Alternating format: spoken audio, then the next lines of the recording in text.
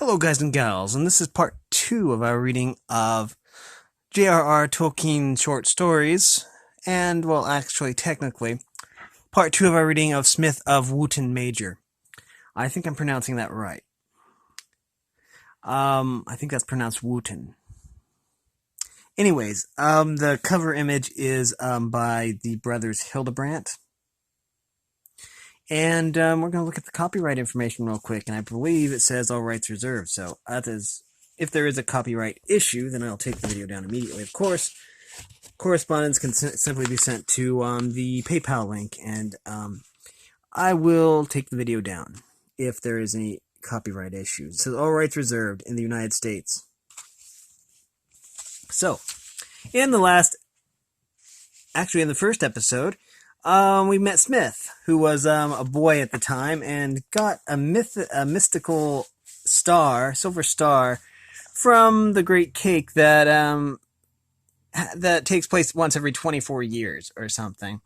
And when he turned 10, then the star fell out of his mouth, and it lodged itself in his forehead. Now he has fairy powers or something. It's really, really fascinating. He seems to be very skilled at his craft, which is as a smith, which is why his name is Smith. He's a blacksmith. And his goods are very, very renowned, and probably imbued with fairy powers, or fey powers. Okay, it says, in fairy, which is, I'm pronouncing it fairy, and I don't know if I'm pronouncing it right. F-A-E-R-Y. I'm thinking it's pronounced fairy. In fairy, at first, he walked, for the most part, quietly among the lesser folk, and the gentler creatures of the woods and meads of fair valleys, and by the bright waters in which at night strange stars shone, and at dawn the gleaming peaks of far mountains were mirrored. Some of his briefer visits he spent looking only at one tree or one flower, but later, in longer journeys, he had seen things of both beauty and terror that he could not clearly remember, nor report to his friends, though he knew that they dwelt deep in his heart. But some things he did not forget, and they remained in his mind as wonders and mysteries that he often recalled. When he first began to walk far without a guide, he thought he would discover the further bounds of the land. I almost said boundaries, but it says bounds. Bounds of the land. But great mountains rose before him, and going by long ways round about them, he came at last to a desolate shore.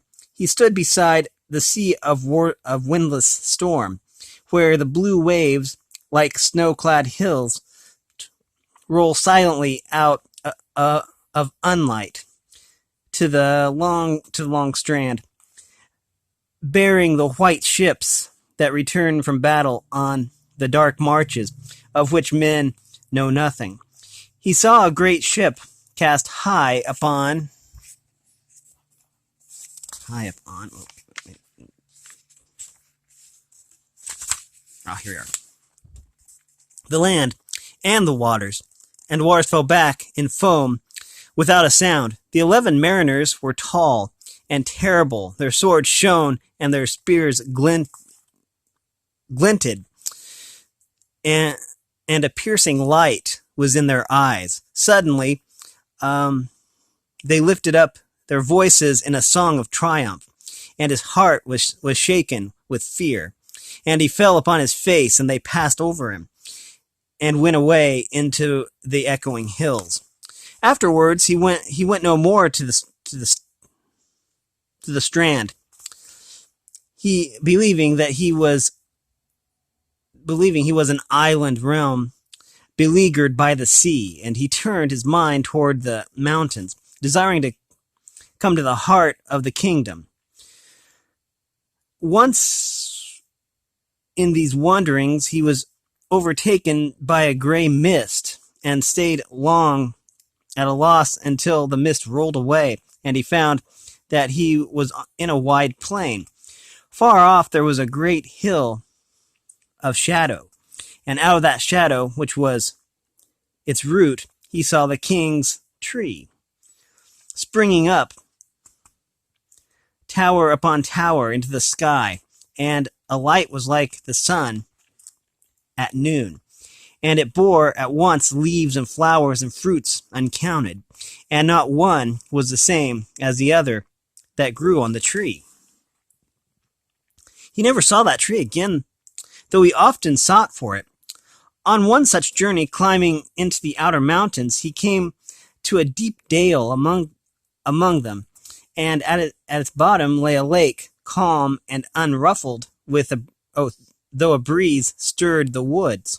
I guess that's the tree right there. Or no, that might be the 11 Mariners. Okay. Surrounded it. Wait. Sorry, I lost my train of thought here.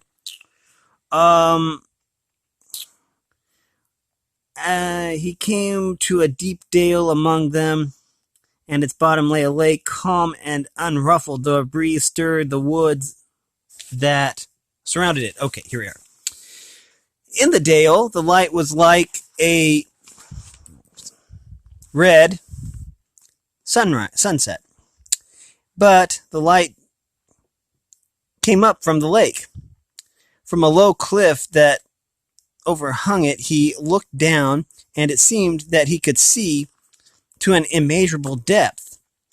And there he beheld strange shapes of flame, bending and branching and wavering like great weeds in a sea dingle. And fiery creatures went to and fro among them. Filled with wonder, he went down to the water's edge and tried it with his foot, but it was not water. It was harder than stone and sleeker than glass. He stepped on it, and he felt heavy, and a ringing boom ran across the lake and echoed in its shores.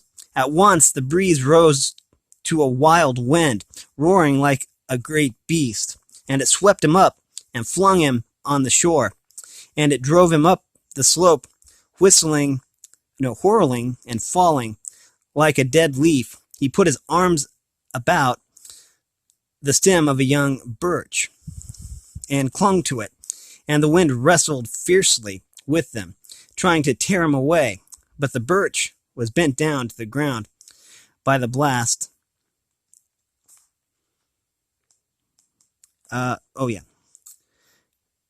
And enclosed him with its branches. When at last the wind passed on, he rose and saw that the birch was naked. It was stripped of every leaf, and it wept, and tears fell from its branches like rain. He set his hand upon the white bark, saying, "Blessed be the birch. What can I do to make amends or give thanks?" He felt the answer of the tree pass up from his hand. "Nothing," it said. "Go away. The wind is hunting you. You do not belong here. Go away and never return." As he climbed back out of that dale, he felt the tears of the birch trickle down his face, and they were bitter on his lips. His heart was saddened as he went on his long road.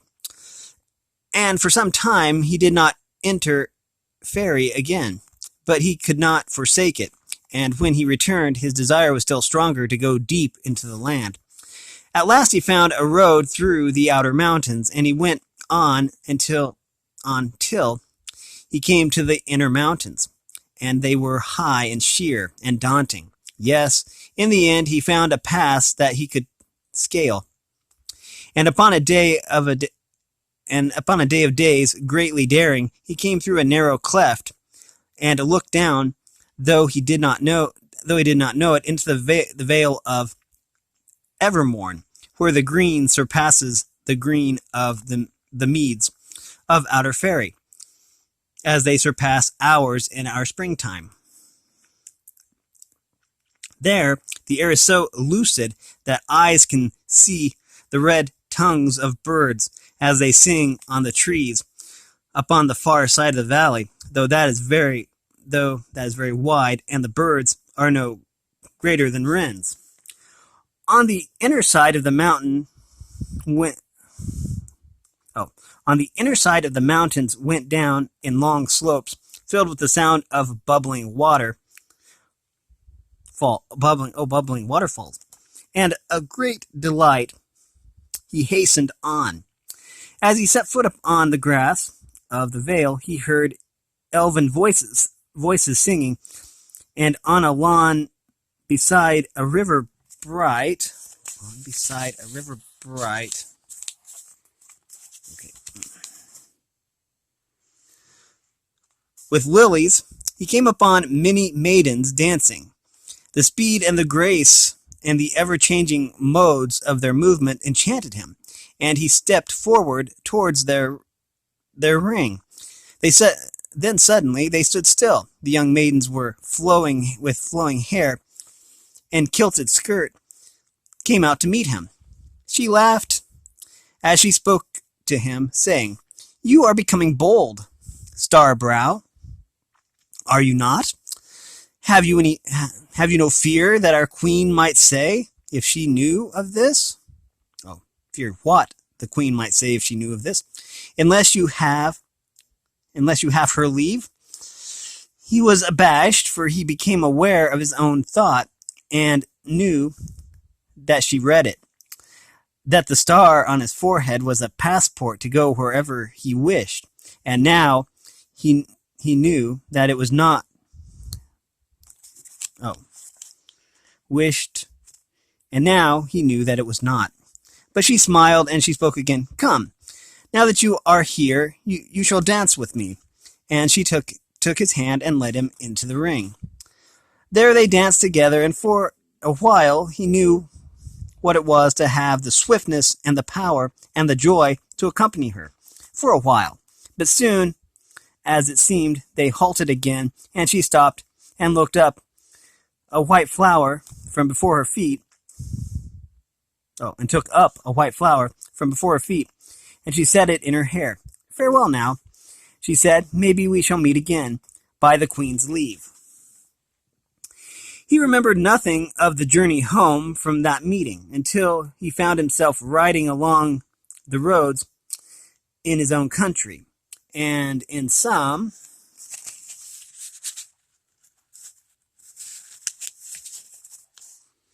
village, and in some villages, people stared at him in wonder and watched him till he rode out of sight.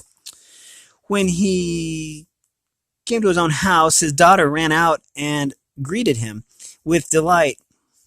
He had returned sooner than was expected, but none too soon for those that awaited him. "Daddy," she cried, "where have you been? Your star is shining bright."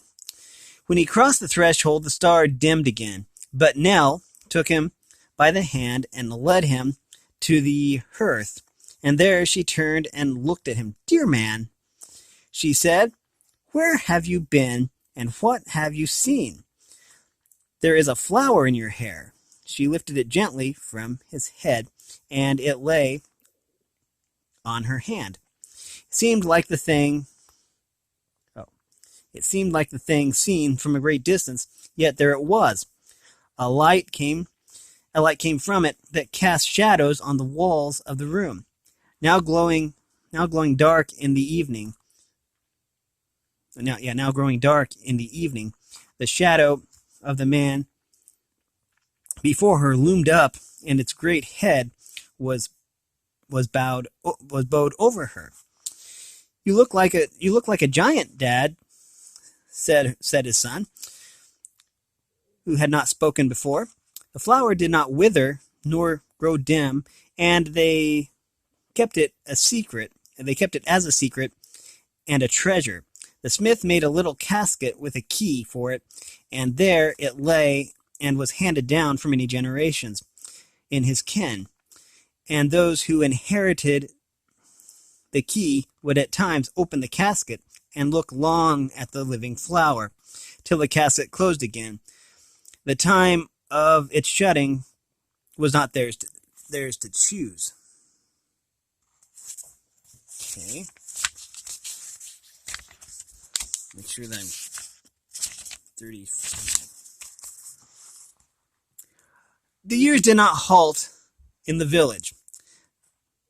Many now had passed at the children's feast. When he received the star, the smith was not yet 10 years old. Then came another 24 feast, by which time Alf had become master cook and had chosen a new apprentice, Harper.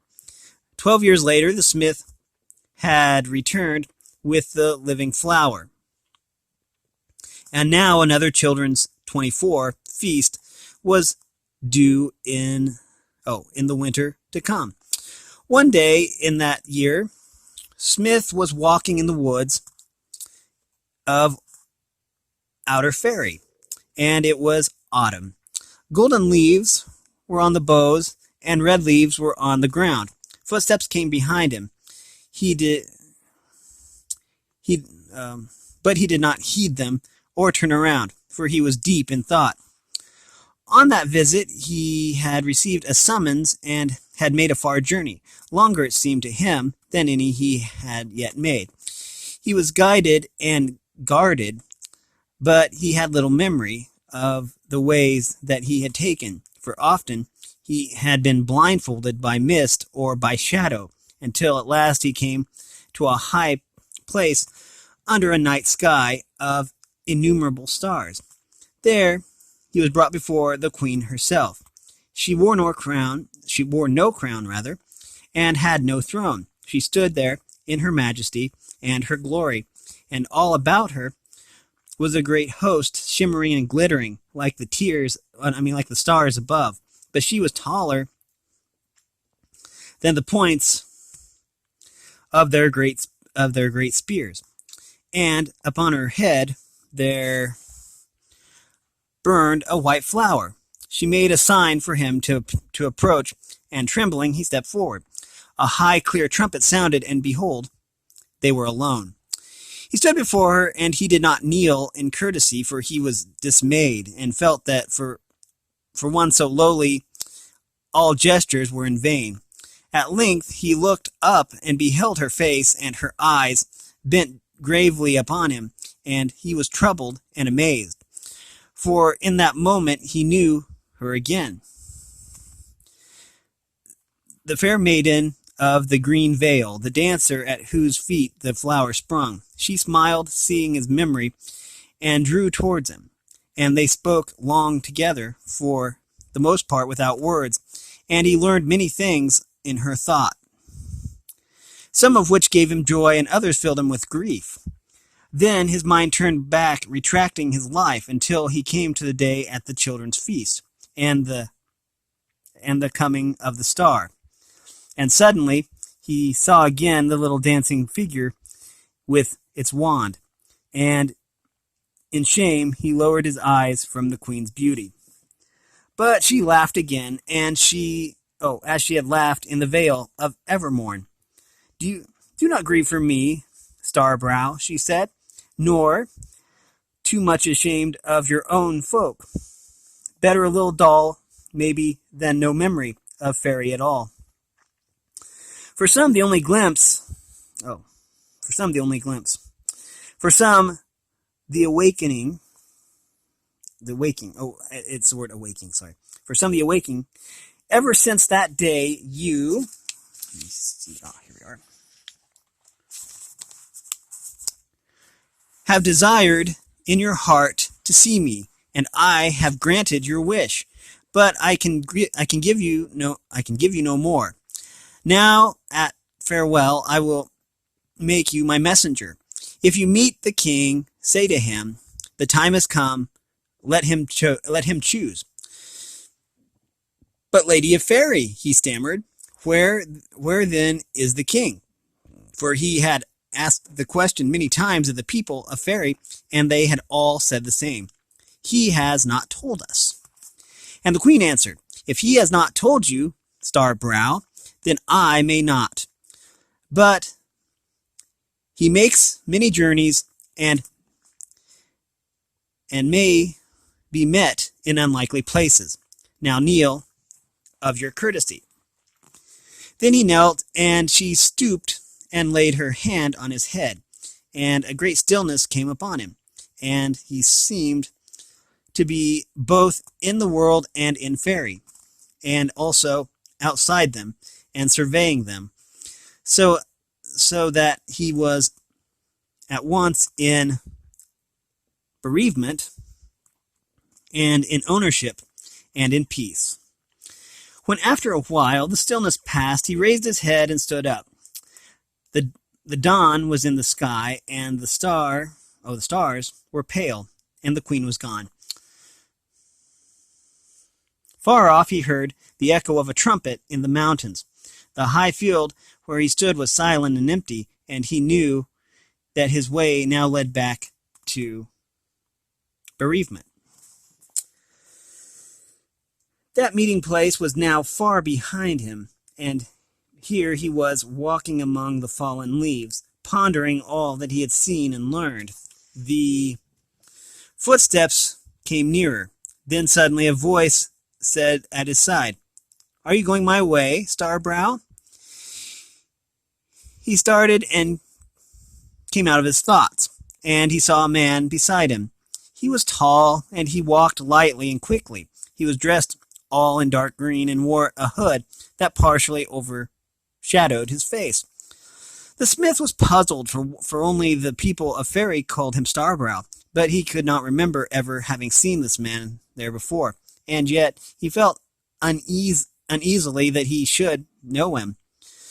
"What way are you going, then?" he said. I'm going back to your village now," the man answered, "and I hope that you are also returning." "I am indeed," said the smith. "Let's walk together. But now something has come back to my mind. Before I began my homeward journey, a great lady gave me a message, but we shall soon be passing from Fairy, and I do not think that I shall ever return. Will you?" "Yes, I shall. You may give the message to me." "But the message was for the king. Do you know where to find him?" "I do." "What was the message?" The lady only asked me to say to him, 'The time has come. Let him choose.'" "I understand. Trouble yourself no further."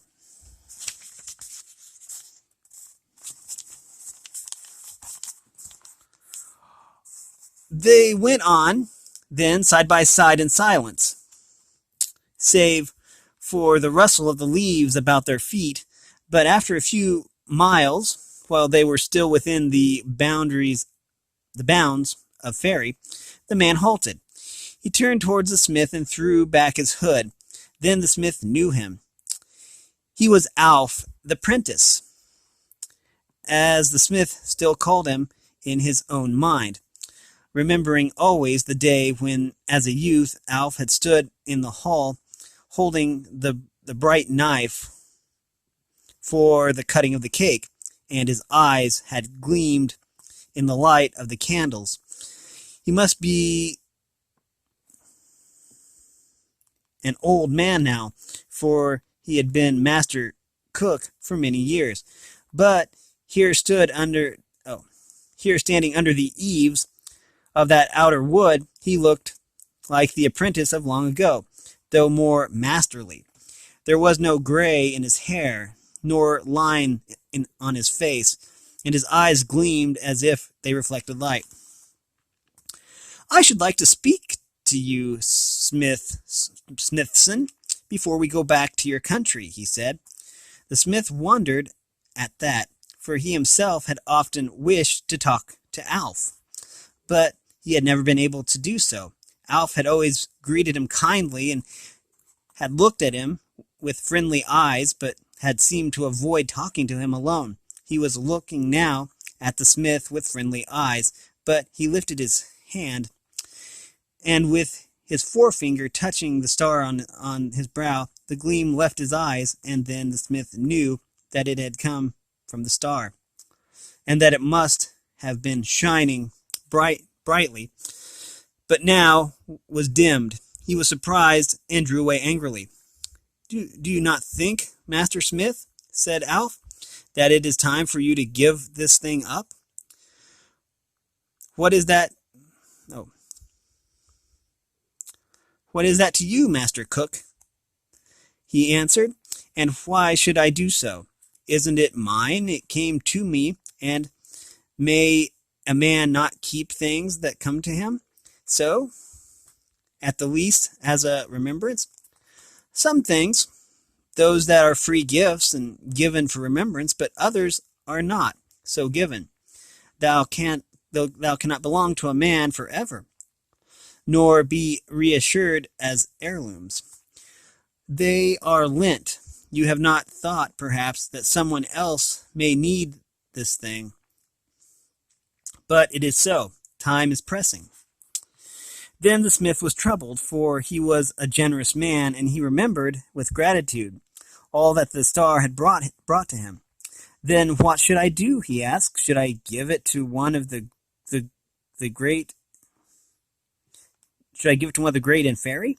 Should I give it to the king?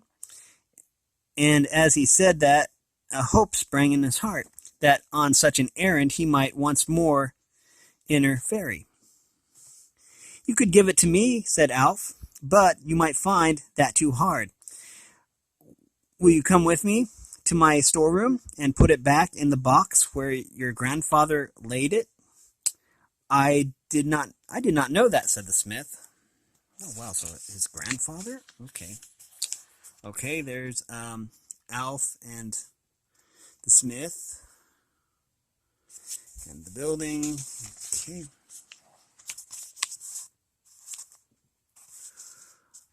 No one knew but me. I was the only one with him. Then I suppose that you know how he came by the star and why he put it in the box. He brought it from fairy. And you know without asking, Alf answered. He left it behind in the hope that it might come to you, his only grandchild. So he told me, or so he told me, for he thought that I could arrange that. He was your mother's father. I do not know whether she told you much about him, if indeed she knew much to tell. Ryder was his name, and he was a great traveler. He had seen many things and could do many things before he settled down and became master cook. But he went away when you were only 2 years old, and they could find no one better to follow him than Noakes.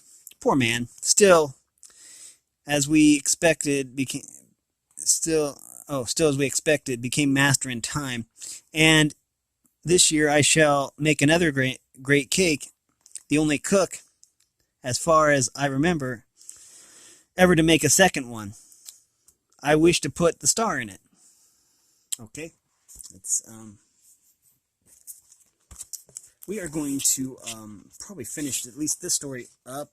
Let's see, we have not very many pages left, I guess, in this short story. Anyways, we've been reading from J.R.R. Tolkien's Smith of Wootton Major, and it looks like Smith might give up the star to be put in the great cake again. And this is a fascinating story. Anyways, if you like this content, make sure you like and subscribe and ring the bell so you know when I upload. And if you support me in any way, all that information is in the description below. As always, thanks for watching, everyone, and have a great day.